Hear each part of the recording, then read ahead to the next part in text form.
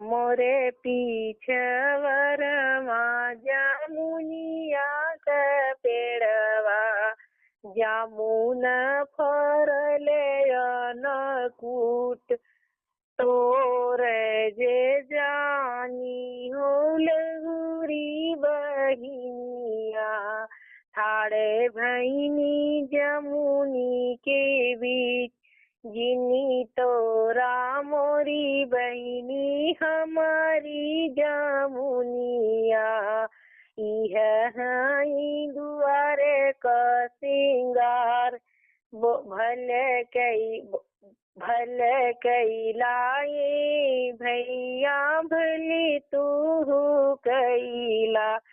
ठीक दिहला हमारा जवाब हम तही करब भैया बेटा कबियहवा तोह के नेव तो नाही देव इतनी वचनी भैया सुनही ना पवन छोड़ी दिहना देश संसार हमारी बहिनिया हो बोलिया जी बोलनी मारनी करे जव में बाण परल हो बेटा कबियहवा बहिनी निवत नाही दे जब हो बरियती आया दुआरे के सजनी धूरी धूरी गिरी लायास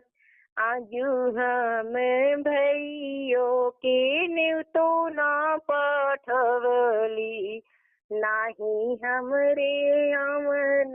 दुआर उड़ा उड़ा कगवारे उड़ूरे बड़ेरिया भैया आगे न्योता पहुँचा तू तही हऊ बहिनी धन से धनईतिन हम हैला पूरा कंगाल हम ही तहई भैया धन से धनईतिन नाही तू बटा कंगाल